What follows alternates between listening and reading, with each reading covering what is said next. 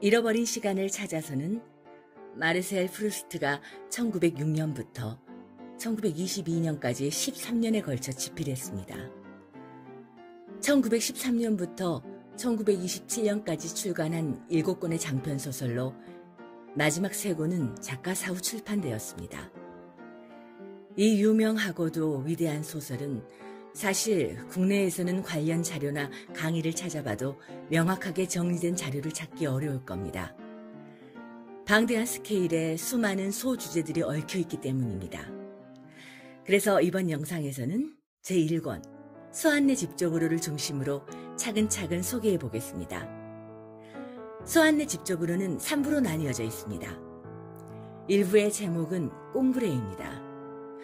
꽁브레는 화자인 나 마르셀이 어린 시절을 보낸 작은 마을 꽁브레의 기억들을 쭉 떠올리는 이야기입니다.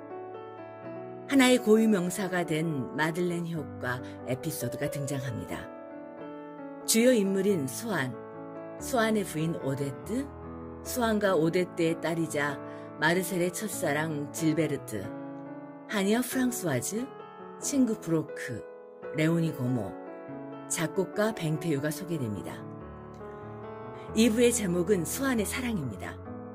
수안이라는 남성의 사랑 이야기로 오데트를 향한 수안의 광기 어린 질투가 잘 나타납니다. 질투의 여러 모습을 보여주며 사랑의 본질은 그 사람을 소유하려는 고통스럽고도 미친 욕망이라고 정의합니다. 3부는 고장 이름이라는 제목입니다. 프루스트는 발베개 해변을 바라보면서 자연의 아름다움을 애찬합니다. 그리고 애찬을 지배하는 건 언어임을 깨닫습니다. 프루스트가 피렌체, 발벡, 파름, 꽁브레 등 고장의 명칭이 우리 머릿속에서 어떤 의미를 지니는지를 보여주는 파트입니다. 일부 꽁브레에서 주목해야 할 것은 어떻게 해서 기억이 우리를 찾아오는가, 기억이 찾아오는 방식에 대해서 프루스트는 이 소설에서 어떻게 이야기를 하는가입니다. 작가는 의지나 지성에 따른 의지적 기억과 우연이나 감각에 의한 비의지적 기억으로 대비시킵니다. 마들렌 빵 조각은 과거에 대한 총체적 이미지를 제공하며 모든 시간과 모든 공간에서 과거를 부활시킵니다. 마들렌은 보통 명사로는 과자를 의미하지만 성녀 마들렌을 의미할 수도 있습니다. 마들렌은 창녀이지만 예수님의 부활을 처음으로 목격한 성녀입니다. 마들렌이 불러일으킨 기억에 앞서 주인공 마르셀은 어머니가 어린 시절에 자신에게 읽어줬던 독서의 기억을 가지고 있습니다. 어머니가 읽어줬던 책은 조르주 상드의 프랑스와 르상피라는 작품입니다. 작가는 말합니다. 아주 평범한 사건들, 사물들, 그 아래 내장되어 있는 의미를 읽어낸다는 것, 이것이 기억이 찾아오는 방식이다. 마들렌 부스러기가 몰고 오는 수많은 기억들, 그 기억들이 내 삶을 걸어온 모습입니다. 그 모습이 내 삶의 흥망성쇠를 그대로 보여줍니다. 그것이 생의 덧없음까지도 나에게 가르쳐줍니다. 마들렌 과자 한 조각이 불러일으킨 나비 효과입니다. 마르셀은 숙모집이 있는 곳을 출발해 산책을 합니다. 산책을 하다 보면 두 갈래 길이 있습니다. 한쪽은 수안 씨가 살고 있는 방향이고요. 다른 한쪽은 중세 때부터 내려온 명문 게르망트 공작이 살고 있는 게르망트 성 쪽입니다. 수안내 집 쪽은 산사나무 꽃이 피어있는 서정적인 길입니다. 그리고 수안과 오데트의 딸 질베르트의 기이한 행동을 발견할 수 있는 곳이기도 합니다. 또 몽주뱅에서 목격한 뱅떼유의 딸이 그녀의 여자친구와 세디스틱한 사랑을 나누는 장면 등이 그려지고 있습니다. 이쪽은 예술적 취향을 향하는 방향이라고 말할 수 있습니다. 게르망트 쪽은 인상파 화가 모네의 그림과 흡사한 연꽃들이 있는 길입니다. 그리고 비본느의 아름다운 시냇물 전경이 펼쳐지는 곳이기도 합니다. 이 방향은 마르셀의 신분 상승의 꿈과 연결되는 방향입니다. 또 다른 해석은 두 갈래 길은 주인공의 마음속에 자리 잡고 있는 동경의 방향이라는 것입니다. 이 소설은 이 두 개의 세계가 세기 말에서 1차 세계대전 직후까지의 시대를 배경으로 서로 교차하며 융합해가는 형태로 전개됩니다.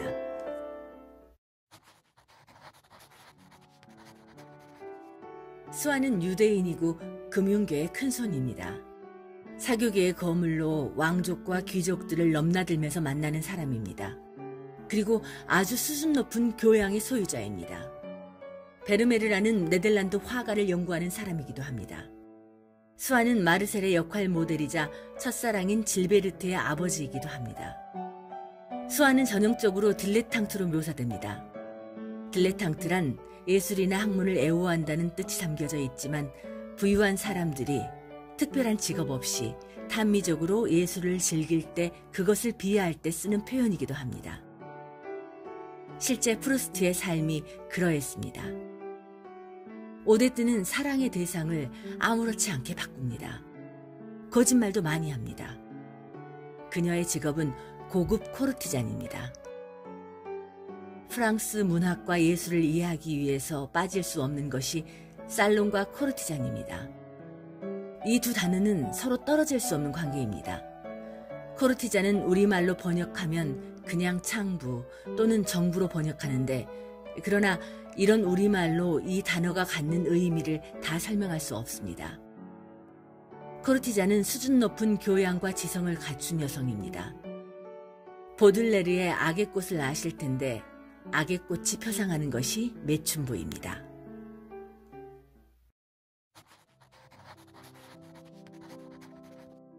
프루스트는 이 작품에서 사랑은 우연하고 우발적인 것이며 사랑하는 사람이 생기는 것은 의식적인 선택의 결과라기보다는 그 자신도 알지 못하는 무의식적인 힘의 산물이다 라고 말합니다.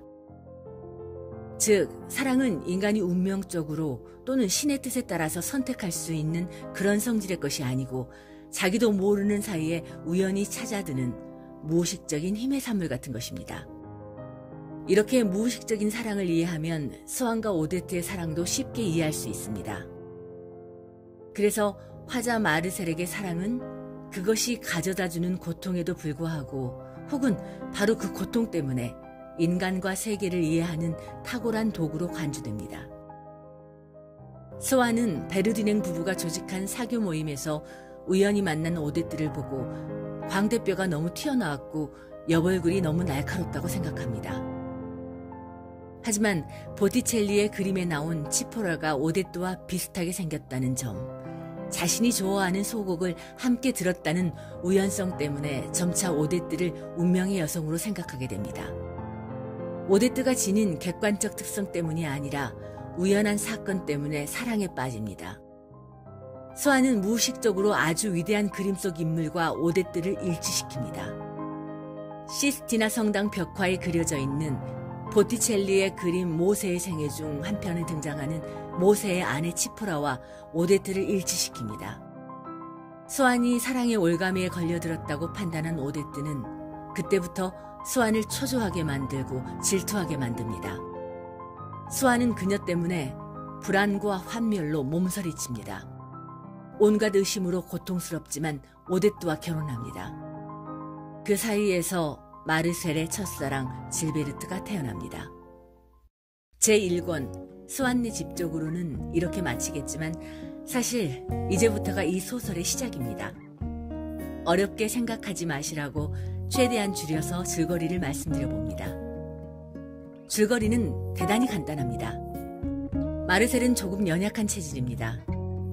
책 읽기 좋아하고 여러 사교계를 거치고 여러 사람들을 만나고 여러 여인들과 사랑한 끝에 결국은 작가가 되기로 결심합니다. 사교클럽에서 누구누구를 만나고 누구누구와 연애하고 어떤 그림을 보고 산책을 하는 풍경들의 이야기입니다. 줄거리를 염두에 두고 부수적인 것처럼 보이는 중요한 이야기들을 따라 천천히 읽어보세요. 완독에 대한 부담감을 없애고 천천히 읽는 맛을 들이다보면 절대 지루한 이야기는 아닙니다. 이 작품은 시간을 다시 회복시킬 수 있는 방법에 대해, 과거가 무의식적 기억의 도움을 받아 예술 속에서 회복되고 보존되는 방법에 대해 탐구하고 있습니다. 등장인물들을 고정된 존재가 아닌 화자에 의해, 정황과 지각에 의해 형성되는 유동적 존재로 그려냄으로써 소설 기법의 혁신을 이루어냈다는 평가를 받고 있습니다.